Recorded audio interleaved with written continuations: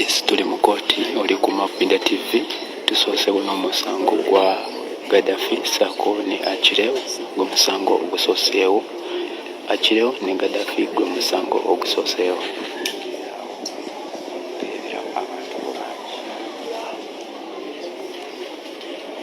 Kooti yo ekubyeko.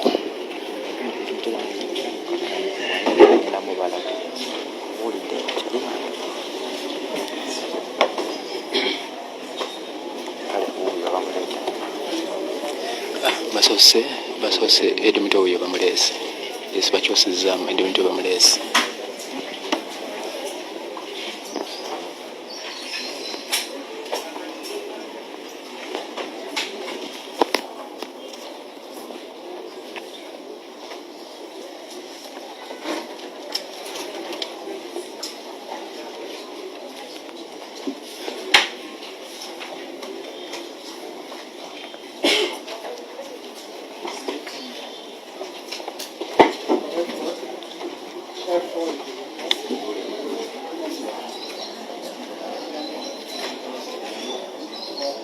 Members, before we begin, let's be silent.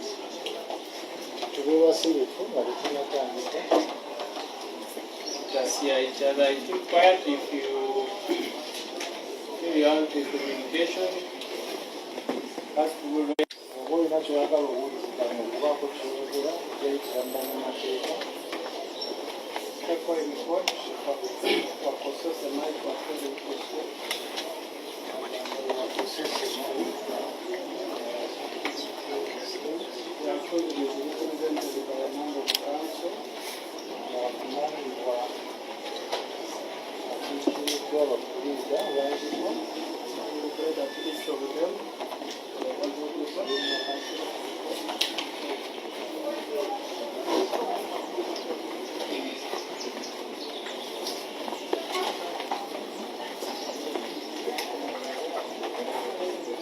May it please your worship.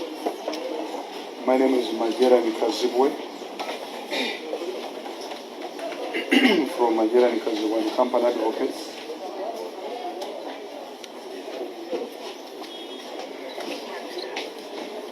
Your Honor, I am Samuel Mizi.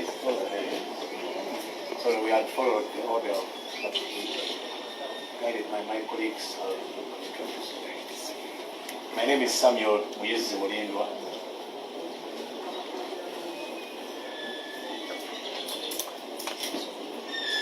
Jointly with the learned George Musisi, the learned Benjamin Katana. We have the learned Ziksoka Herbert. We have the learned Sinabulia Jaberi. The learned Nakakawa Rebecca, the learned Nanteza Juliet, all counsel for the accused person.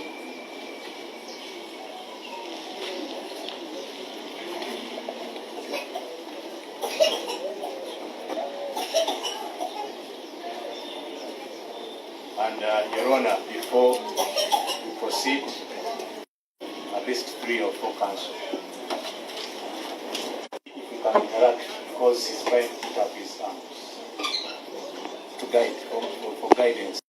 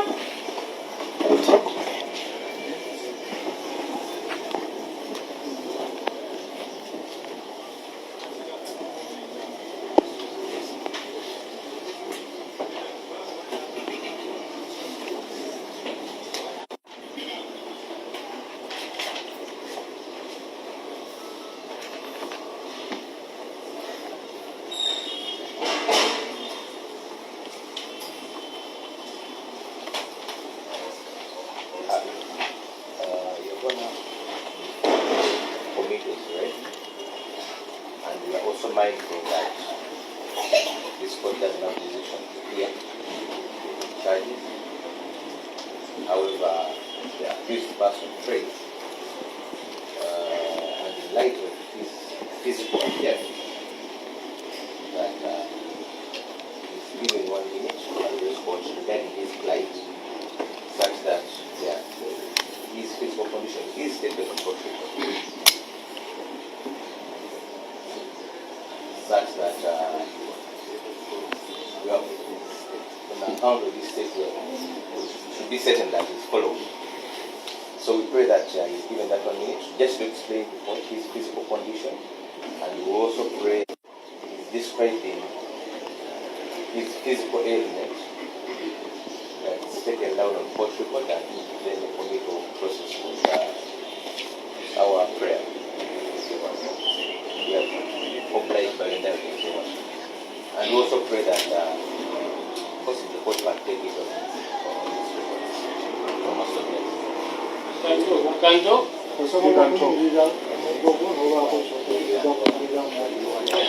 Terera.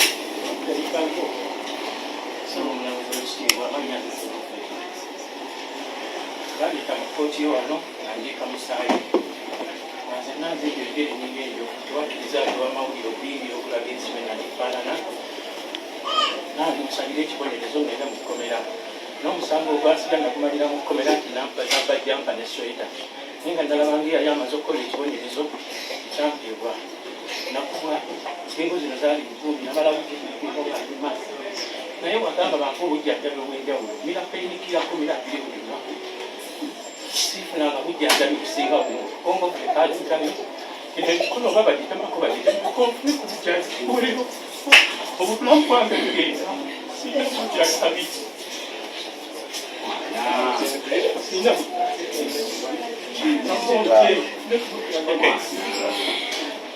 Your Honor, from what you say that he's never got a proper medical checkup, and given the previous disease condition he's going through,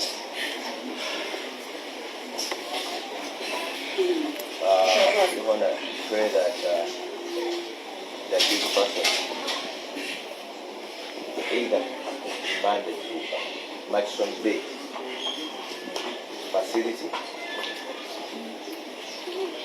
given that the medical examination that was ordered by court has never been done to date.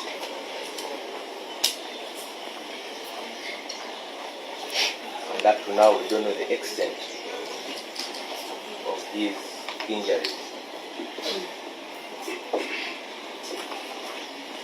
Your Honor, whereas this court is not vested with powers to hear the charges, but it's vested with powers to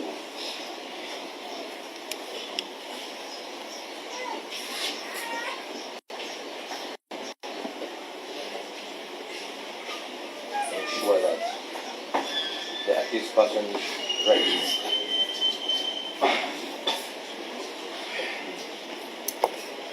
are respected.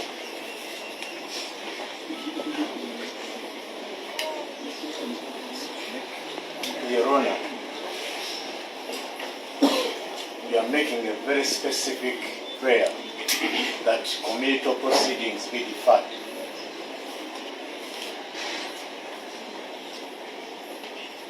The purpose for which we wanted him to address this court, it was our assessment as counsel that he cannot even appreciate this process.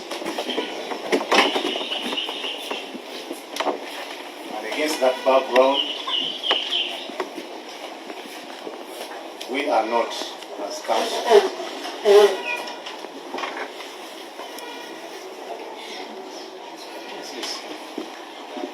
we are not comfortable to proceed on his behalf as counsel, but those are not our instructions. Take him through the rigors of committal before the order that this court made is respected.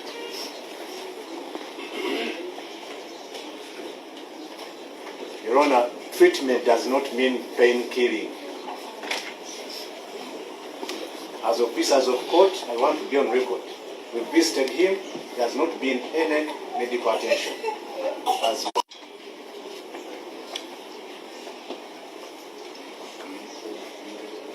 and we cannot be seen to be railroading him through the process as if it's a mere procedure.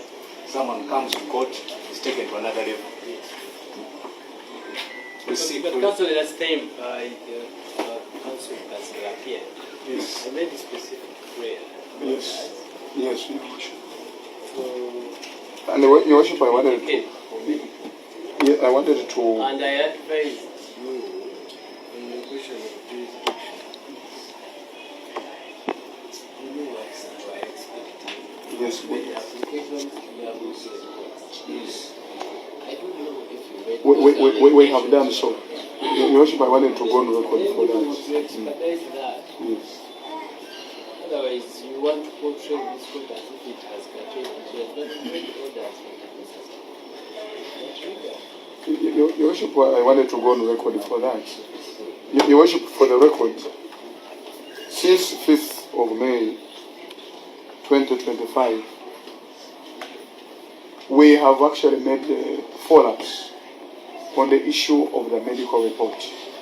First of all, if you make an application, the application we have made requires evidence from the prisons, and we have written to the Commissioner General requesting for a medical report, because from here I followed up this matter. I went with Mr. Ed Mutwe. We met the OC prisons, and he made it very clear that that very moment he was going to subject our client to medical assessment, and the next day he would give us his report on the status. Up to now, we have not been availed. So whose fault? No, it is now the fault of the prison. Because we have done so, we have written to the Commissioner General, and we have not been availed with the report. The application has been made. That's why right now, now that the committee is ready, we are saying as council that it is not proper. It can be deferred. Because the problem with the delay is from the prison. Does the committee stop you from pursuing? Your Worship, our argument is he is not in a state of appreciating even what is going to be read in a committee. The state in which he is right now, he cannot understand what exactly is going to be read. That's why we are saying that we can defer, and a directive, a new directive is made that it is referred to Maxwell Bay for better medical assessment. It is from there that we can get a better medical report. It is our humble prayer.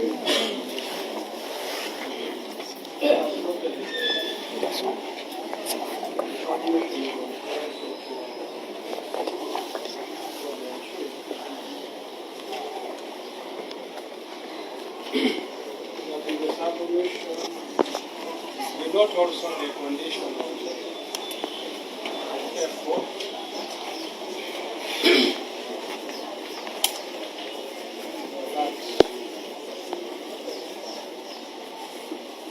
Maybe medical examination, not treatment, is not a condition precedent.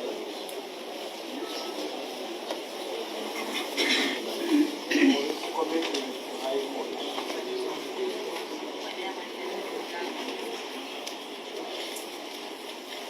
Even when it is committed to High Court, the orders is court made. So they be subject to the medical examination and proper treatment still stands.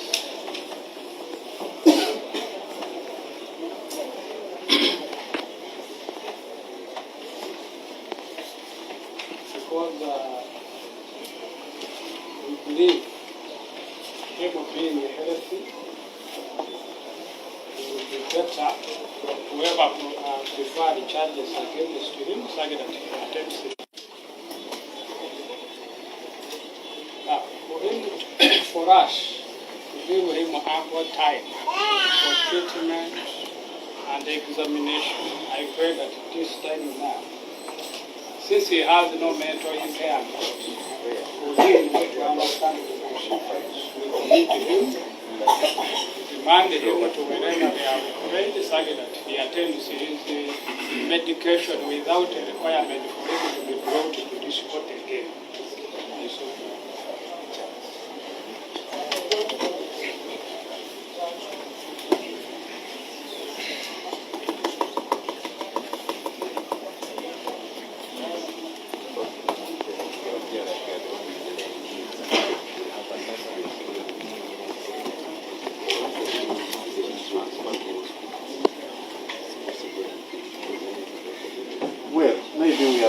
understood, Your Honor, first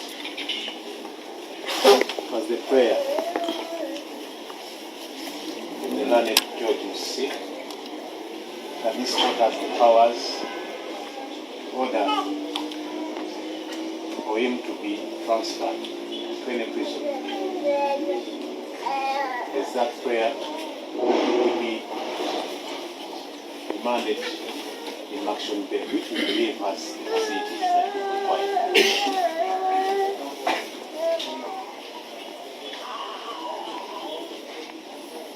Your Honor, an accused person is entitled at law to be present at all times or through his lawyers. Your Honor, presence does not mean having his face here. Presence or his mental capacities in his proper state of mind. Having capacity to follow proceedings.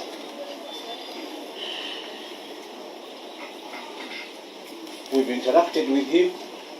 Even the lawyers are about to break down.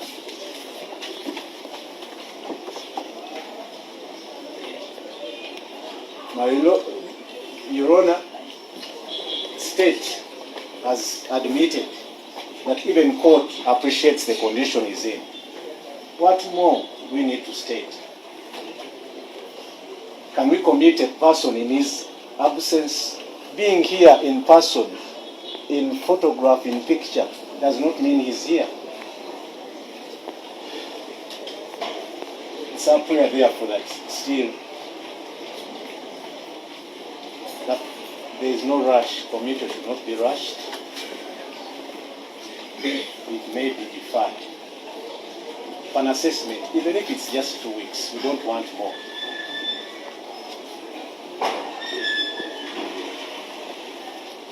So that we have the Seruf in court. He is not here, Your Honor, as provided for by law. So pray.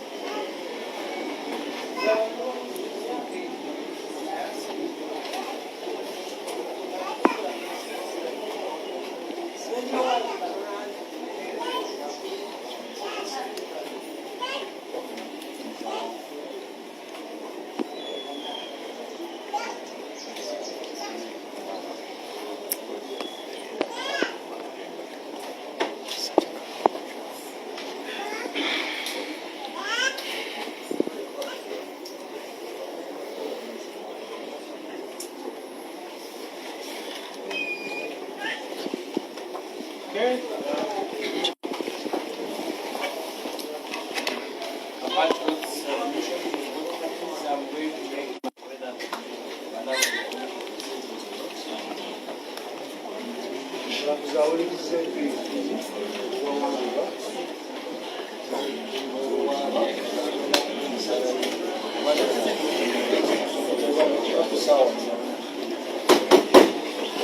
Okay.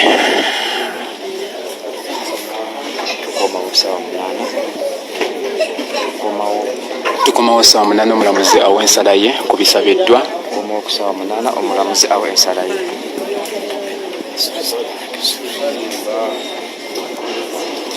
we don't have order, and next time I'll restrict you. You can politely walk out, then you return. That polite manner.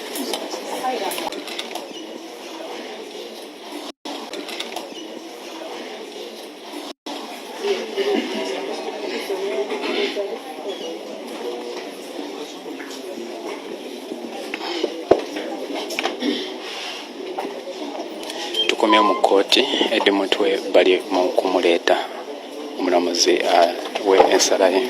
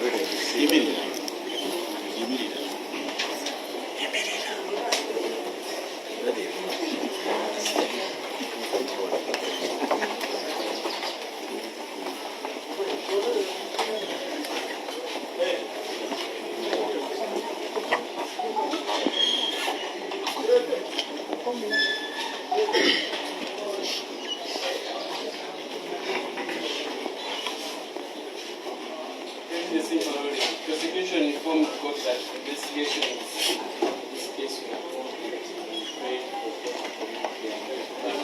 right. First, lawyers.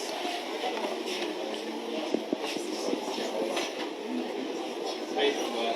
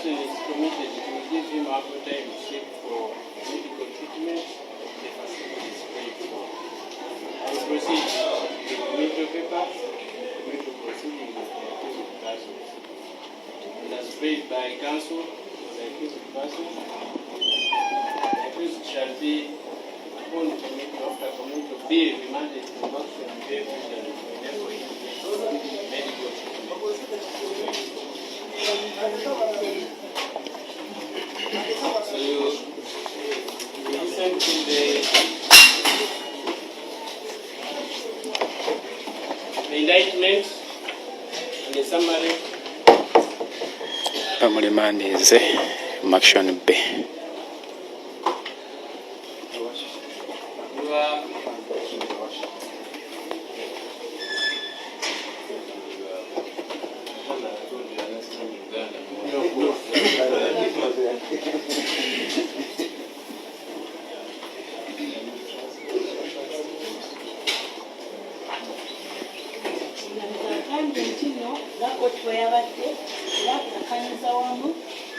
omuwawaabirwa oli mu kaguli bamuwe empapula ezimwogeramu mu kkooti enkulu era bwe banaamuwa empapula ezo asobole okutwalibwa mu kirwaliro ejjanjabirwe.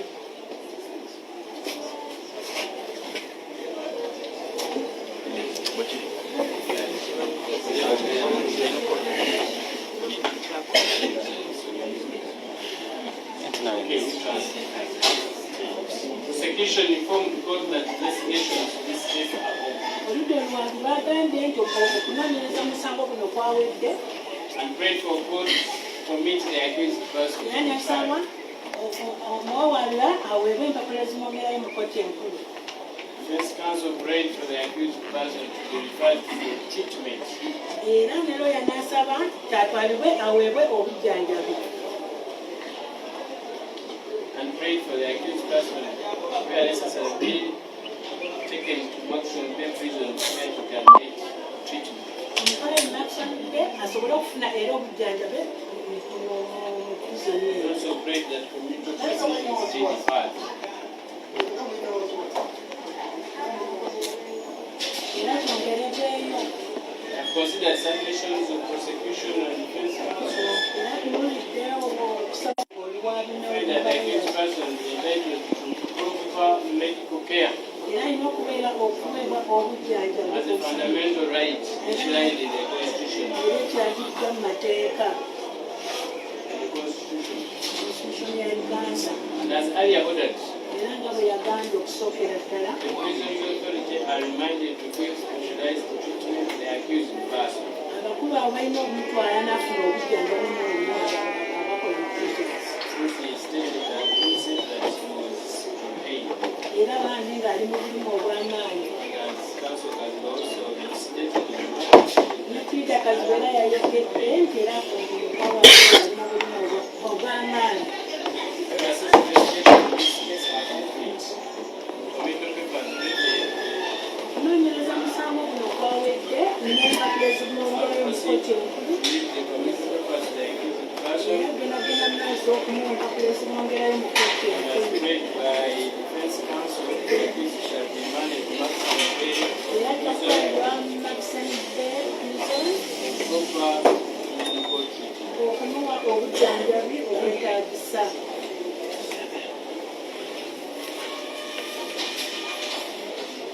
I read and proceed to read with the indictment.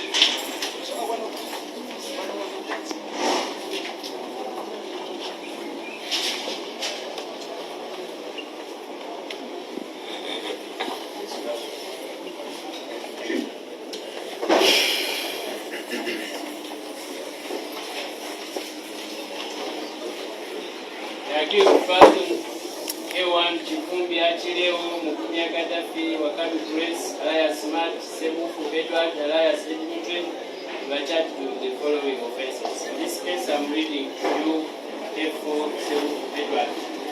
Musango guno bagenda kusomera kutundirwo Edward.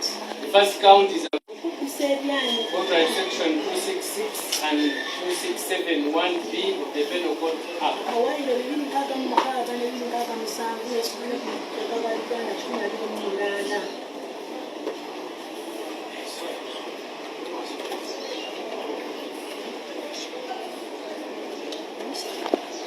1828. This count is in reference to Chifumbi Achileo Mukubya Wakabi Grace Smart. You are not appearing on count 1. Who was in Musango count ogusooka 2? oli ku musango ogwokubiri kawunti eyokubiri. But the first count it's aggravated robbery. Okukusa ebyanyi kawunti esooka Where it's alleged that on the 18th day of May 2024 at Manja village in Rengo district, kigambibwa ng'ennaku z'omwezi 18 omwezi ogwokutaano 2024 ku kyalo Manja esangibwa mu Lwengo district. The other three accused whom you are charging, who appear on the same charge, Robert Kayondo Margaret, a green sweater. Wapo omukyala Robert, the other three accused.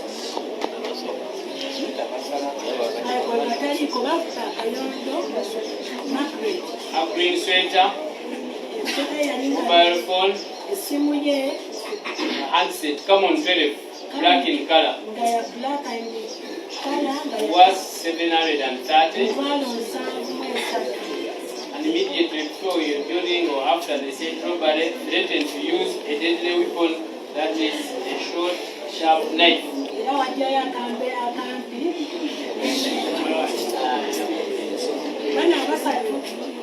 Sticks. They used it against Kayondo Margaret. No,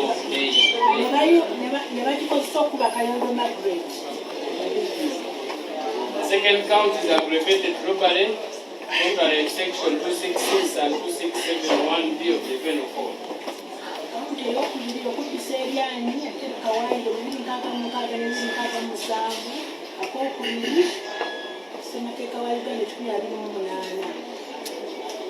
Kundi achileo Mukumya Gaddafi Wakari Prince alias Smart Sewu Edward alias Mutwe and others still applied on the 18th of May 2024 at Manja Village. Lwengo Robot Techno Smart 8 phone and jumper valued at 400,000 from one Rebecca Drake. And immediately before or after the said robbery caused previous harm to the said Rebecca Drake. Oluma Mutasmart nawe nyinyi Sewu Edward ennaku z'omwezi 18 ogwokutaano 2024 ku kyalo Manja ekusangibwa mu Manja Lwengo district mwabba essimu ya Tecno Spark 8 ne jampa bagibalamu emitwalo 4 egya Uganda oluvannyuma mwatuusa ebisago eby'amaanyi ku Rebecca Drake.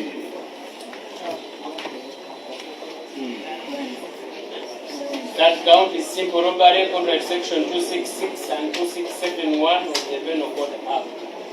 Count eyokusatu tukisa ebyanyi kawaayiro 266 ne 267 kusemateeka wa Uganda 2028. It's alleged that Chivumbi Achireo Okabi Press, known as Smart, Sewu Edward, known as Mutwe, and others still at large on the 18th day of May 2024. Manja Village in Lwengo district robbed a mobile Spark 20 phone worth 470, cash 200, and national identity card valued at 870 from Murungi Roda, and immediately before after the said robbery used actual violence against the said Murungi Rogers.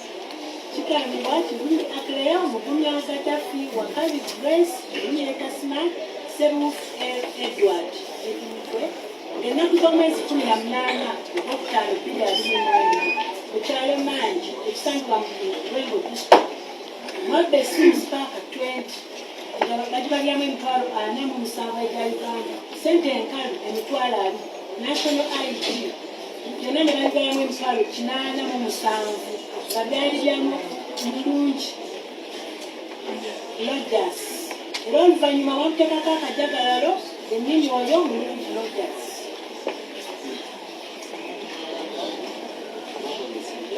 Nakozesa ebyanyi Mulungi Rogers. The fourth count is simple robbery contract section 266 and 2671 of the Penal Code. It's alleged that Chivumbi Achileo Mukumya Gaddafi Wakari Press alias Smart Sewu Edward, known as Mutwe, and others still at large on the 18th day of May Manja Village in Lwengo robbed 200,000 from Bukala's John. Immediately before after the said robbery used actual violence against the said Bukala's John. Kigambibwa nti Lundi Akleo Mukumya Gaddafi Wakari Grace Munyeka Smart Sewu Serufu Edward Mutwe n'abalala ennaku z'omwezi 18 ogwokutaano eyasumwera ku kyalo Nandi ekisangibwa mu Lwengo District mwaka 2020 okuva wa Mukalazi John era oluvannyuma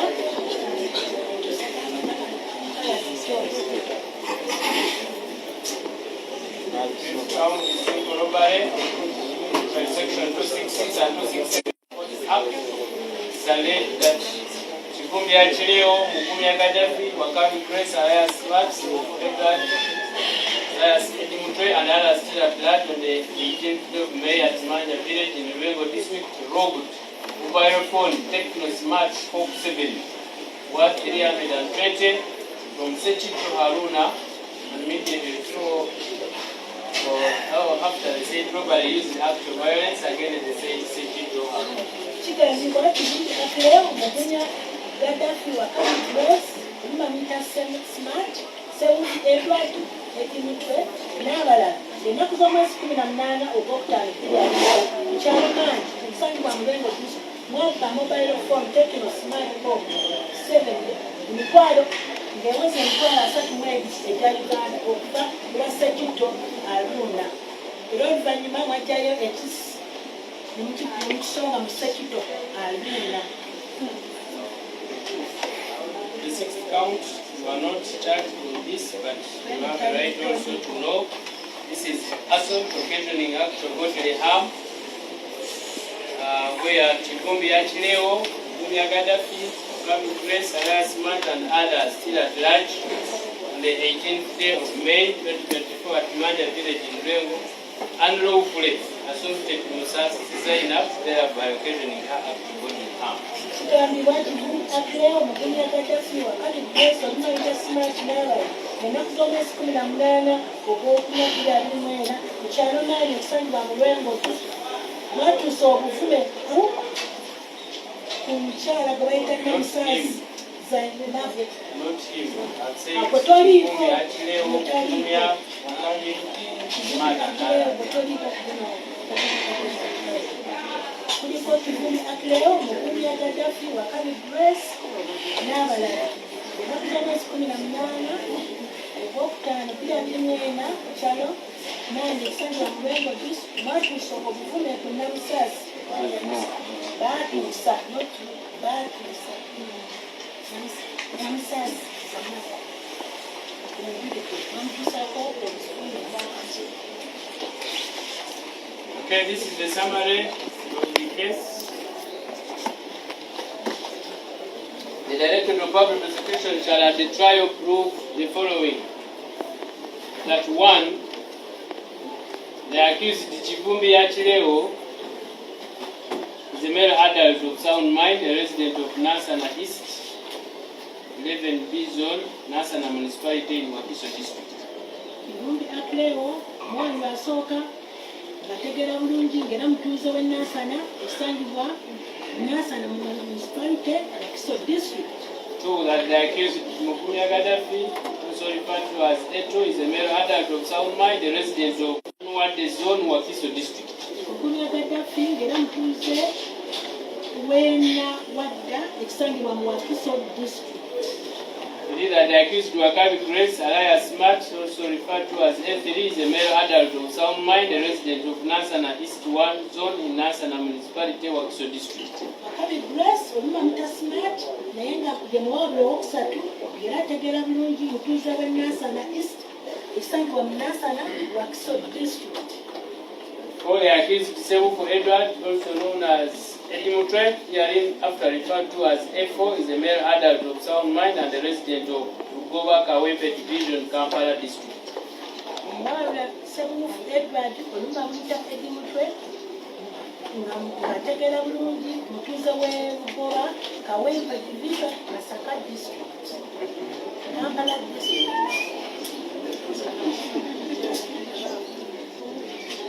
The victim, Kayondo Margaret, is a female journalist, 38 years old and a resident of Chimanya, Kabonera, Masaka City. Kayondo Margaret ng'era munnamawulire alina emyaka 38 ng'era mutuuze w'e Chimanya Kabonera ekisangibwa Masaka City.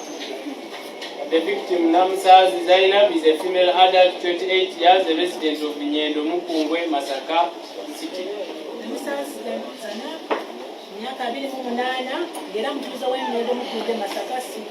The victim, Mukalazi John, is a male adult, aged 36, a resident of Nyendo Mukungwe Division, Masaka City.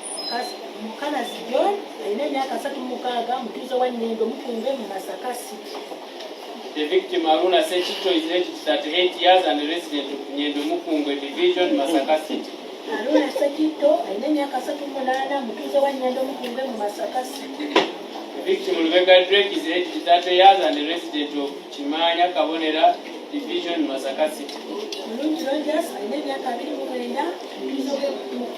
Rebecca Drake, number 9.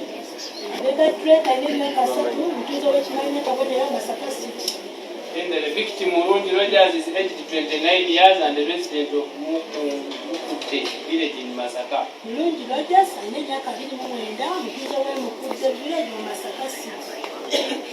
On the 18th of May 2024, the victim, Kayondo Margaret, went to Manja village, Ruengo district, to cover the burial of the late Pasco Sekasamba. Yawaba Kayondo Margaret yagenda okukwata omukolo Manja mu kyalo Manja esangibwa mu Ruengo district eyali afudde baali bamuyita Pasco Sekasamba. He was accompanied by other journalists like one Namsaz Zainab and Gertrude Mutyaba. Era yawerekerwako bannamawulire banne nga Namsaz Zainab ne Gertrude Mutyaba. And they arrived at around 11 and started covering the burial.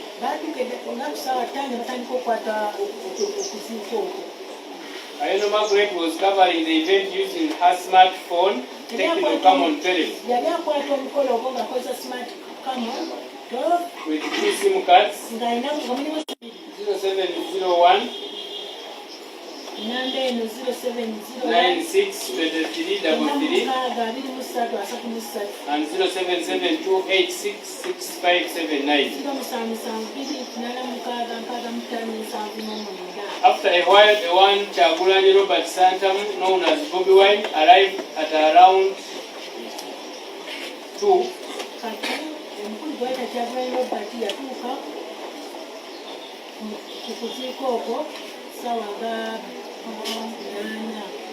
Out of nowhere, the agents of Chagulani Robert Santam, that is 82, at least number 2, among others, approached Kayondo Margaret and asked her what she was covering.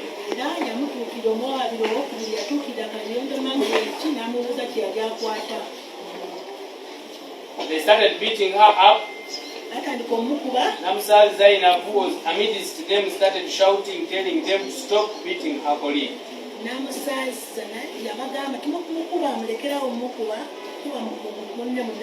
Started shouting. Etu forcefully pulled her leg. Fortunately, she did not fall down, though she sustained pain.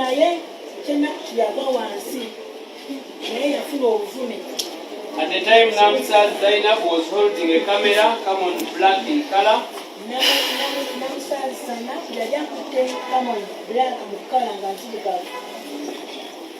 Was holding a camera. One known as Mutwe, that is F4, joined and asked the agents to stop what they were doing.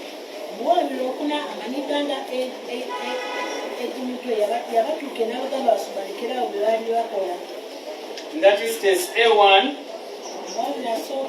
that is Chivumbi Achileo, and F3 Wakabi Press, jumped and grabbed the camera lenses and pulled it off. After a few seconds, he handed it back to her and announced that it was no longer working.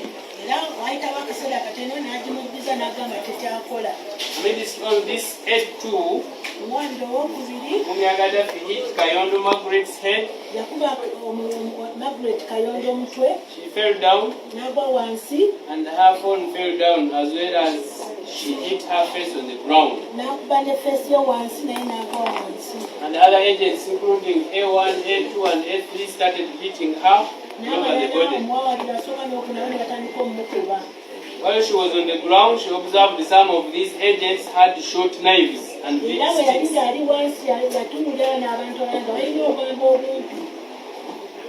And big sticks, which they used to randomly beat up people. Ayano Margaret realized her life was in danger and she decided to lie low.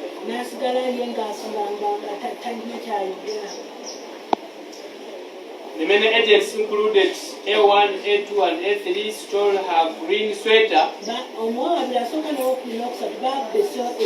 and her mobile phone handset, common very black in color,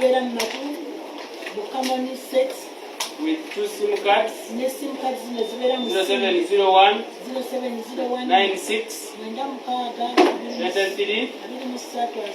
33, and 0772866579.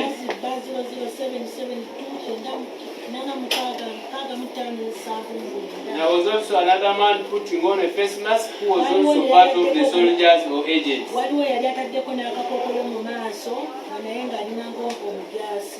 In that scuffle, the accused person attacked one Rebecca Drake.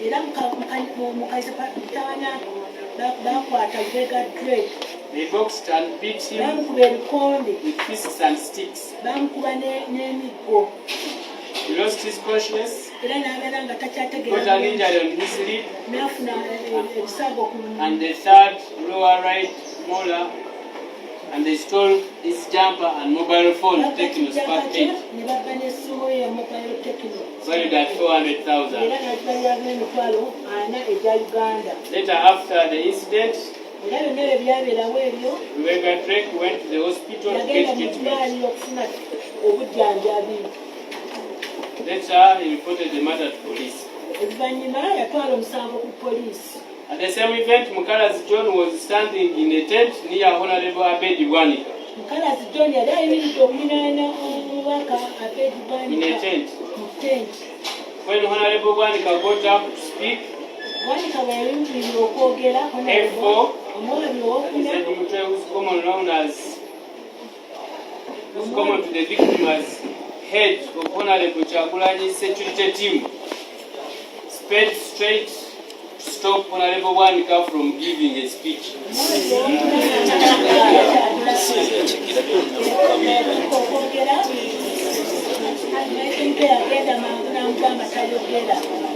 Mukala's John then came in to rescue the situation and F4 pushed him aside.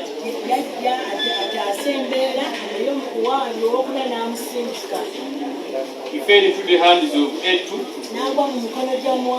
Instantly A2, A1 and A4 and others who beat him up seriously and stole his 200,000. He was later rescued by the security officer of Matthias Impuga.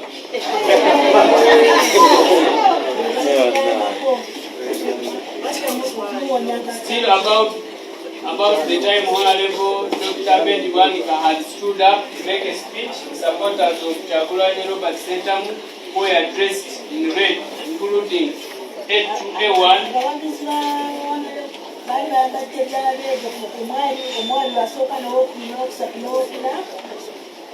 Kooti Murundi Rogers stole his phone, taking a smart print, Spark 20, worth 470. 470.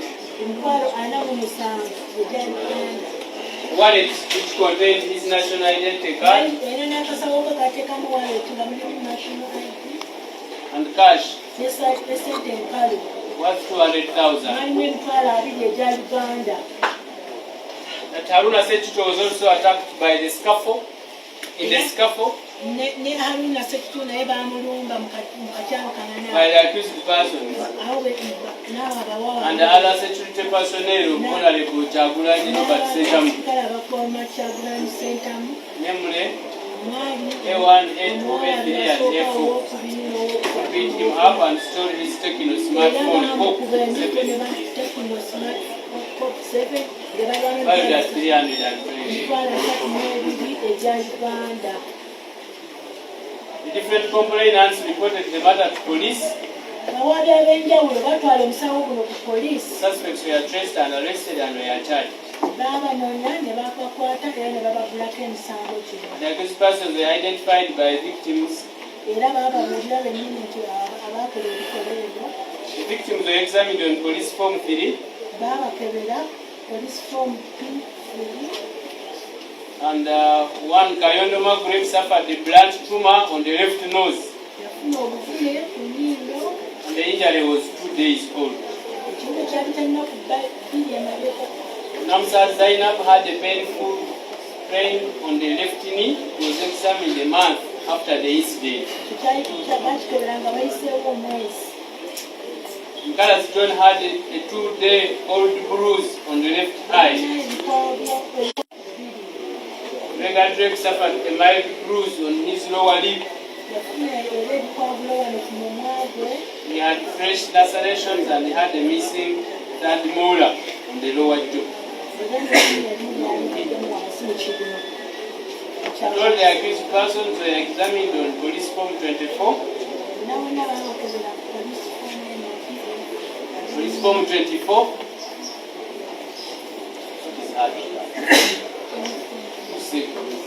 Police, nabo abakebera ku kkono eyo PF 24.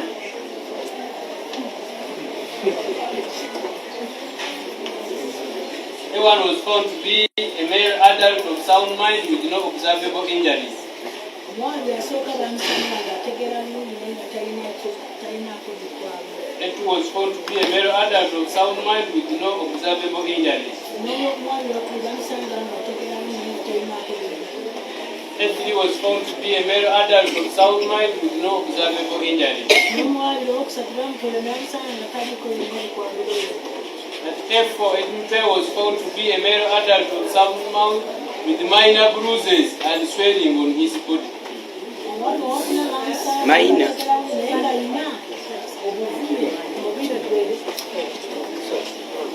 And swelling on his body. The camera and the lens were recovered, photographed and attached to the file.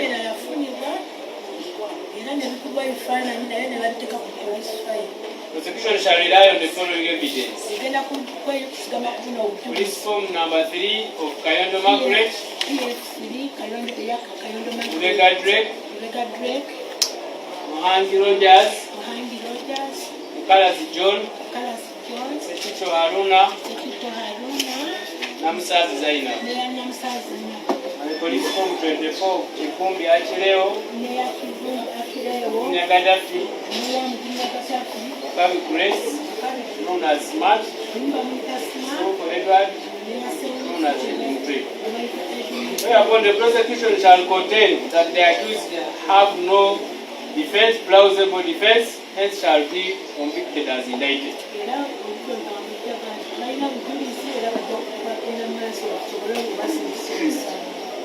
That is the summary of the evidence as prosecution shall. You are hereby committed to High Court for trial.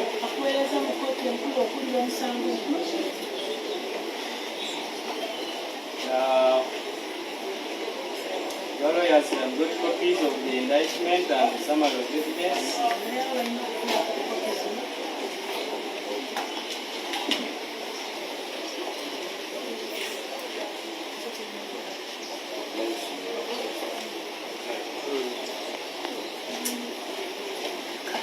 Oblige your honor. Just have one kind of question.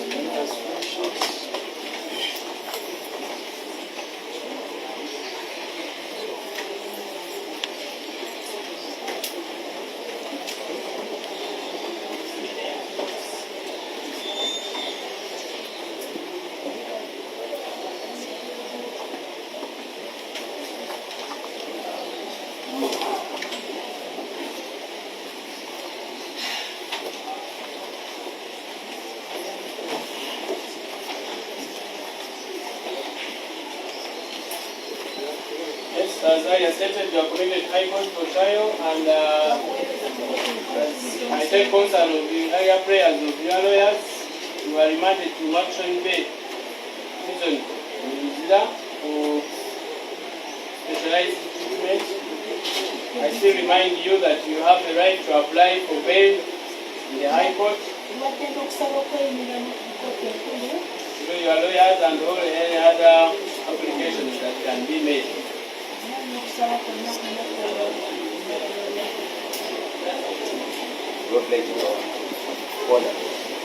Just pray that court will please give us a 2 minutes interaction with him later the circumstances. Very shortly. Just 2 minutes. Most of them.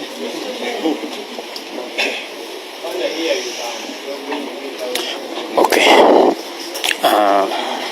Edi Mutwe gwomunanga ali ku Map Media TV bamusinise mu kooti enkulu High Court eri gye basinika bwakireewo era guno omusango aguliko ye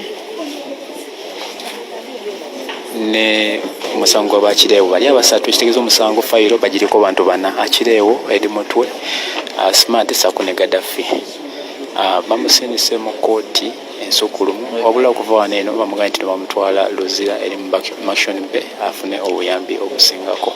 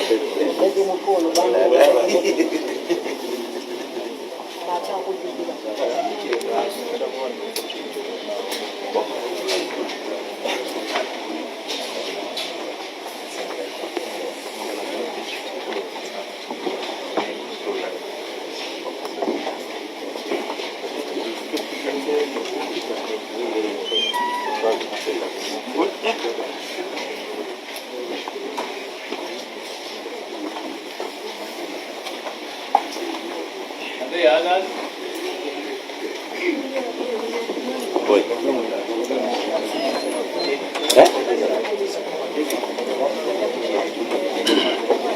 Fast way. Slowly, slowly.